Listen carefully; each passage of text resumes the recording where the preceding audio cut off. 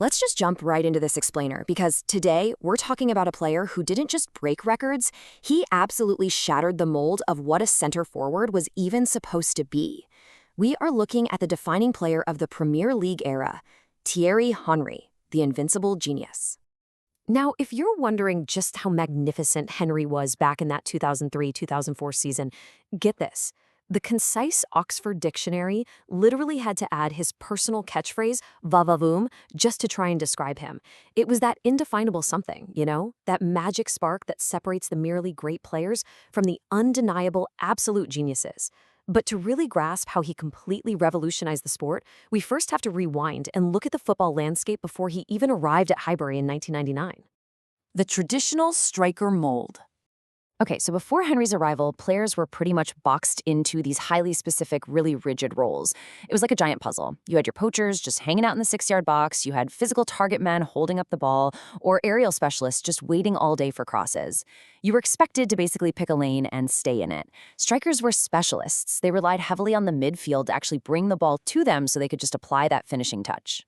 Think about a phenomenal, pure, traditional striker, someone like Ruud van Nistelrooy, an absolute penalty box predator who celebrated simple tap-ins with total ferocity. That was brutal efficiency. Now compare that to Henry's completely revolutionary approach. Henry was an innovator. He was an all-rounder. He didn't just want to score the goal at the end. He actually wanted to be involved in creating it from 30 yards out. Section 2. Rewriting the rulebook. Arsène Wenger didn't just buy a striker. He bought a wide player and converted him, unleashing an absolute tactical nightmare. Henry didn't just stay parked right in the center. Instead, he used these massive depth runs from wide areas to completely disorientate central defenders and literally pull them out of position. Traditionally, center backs were used to forwards standing right up against them, basically leaning on them. So when Henry started drifting way out to the left flank, defenders were faced with a terrible, terrible choice. Do they follow him and leave a massive hole right in the middle? Or do they stay put and give the most dangerous player in the entire league a runway to accelerate? And this whole positional shift, it gave birth to that absolute trademark finish. We all know it. He'd start completely outside the opposition right back, cut inside, and just bend the ball perfectly into the far corner with his right foot.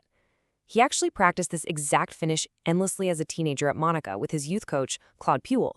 Puel made him do it every single day after training, and man, it became a move that absolutely terrified Premier League right-backs. Everyone in the stadium knew exactly what he was going to do, and yet, no way nobody could stop it. By mastering this positioning on the blind side of defenders out on that left flank, he essentially always held the initiative.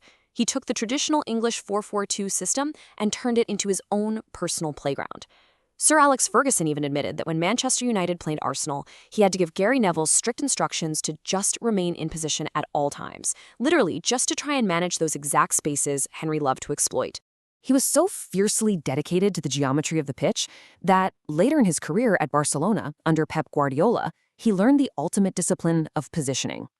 Guardiola, championed the 3 Ps: play, possession, and position. And Henry was so committed to this tactical setup that Pep actually substituted him at halftime once. Why? For not holding his wide position. And that was even though Henry had actually scored a goal. It really just goes to show how structural his genius actually was. All right, section 3, the ultimate creator. 20. Just let that number sink in for a second.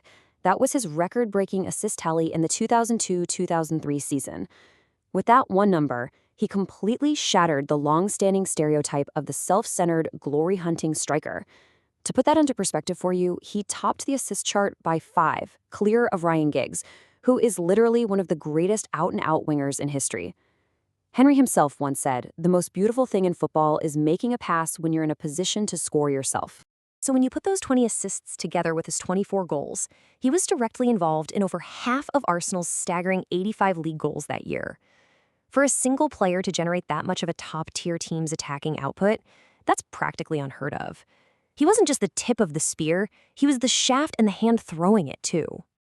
But it was never just about the raw data with him. He didn't just rack up stats, he entertained us. He played with this cheeky arrogance, scoring with wild back heels, executing these cheeky Panenka penalties, even taking quick free kicks while the goalkeeper was still busy lining up the wall. He earned the ultimate respect from absolute legends like George Best, who simply called him a showman.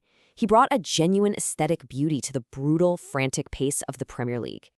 Which brings us to Section 4, the Invincible Peak. 38 games, 0 losses. I mean, these are literally video game numbers we're talking about here. Henry was operating as the untouchable spearhead of a team that simply forgot how to lose. He scored 30 goals that campaign, accounting for an incredible 41% of Arsenal's total 73 league goals. He won the PFA Players' Player of the Year for the second year running, and honestly, he made the impossible look completely effortless. If you want the absolute perfect snapshot of his brilliance that year, you just have to look at the Champions League. Against a ruthless Italian defense that had actually already beaten Arsenal earlier in the group stage, Henry put on a breathtaking breakaway performance at the San Siro. We're talking 2 goals and 2 assists in a 5-1 demolition of Inter Milan. He later admitted it was actually the only replay of himself he ever bothered to watch, simply because, in his own words, it was special. And his brilliance during this era was so undeniable, it completely transcended tribal club rivalries. Get this, in an FA Cup tie away at Portsmouth, Arsenal won 5-1. But instead of turning on their own team, the Portsmouth fans actually cheered Arsenal's attacking play. And then, when Arsenal returned later that season in the league, those same home fans spent the entire second half singing Henry's name. He even did a lap of honor wearing a Portsmouth shirt. He didn't just belong to Arsenal, he belonged to the entire Premier League. And finally, Section 5, the modern striker blueprint. Because he permanently rewrote the rulebook for everyone who came after. He moved the sport away from those pure penalty box predators we talked about earlier. He established a totally new template, one that demands a modern striker be free to roam, highly capable of elite link-up play, totally comfortable out wide, and able to carry the ball at blistering speed. Think about a modern great, someone like Sergio Aguero. While Aguero is undeniably one of the most brutally efficient goal scorers the league has ever seen, he's still a bit of a throwback to that pure finisher archetype.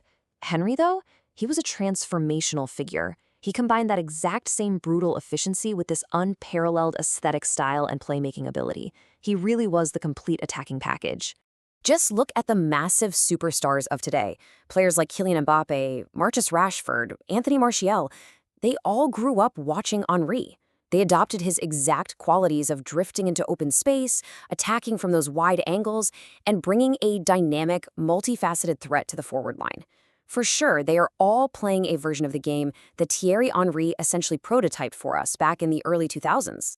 So, as we watch the modern game continue to evolve, with all these false nines and superfluid front threes, you really have to ask yourself, will we ever see another player completely redefine a position with that much individual dominance and va-va-voom? Or did Thierry Henry just break the mold forever?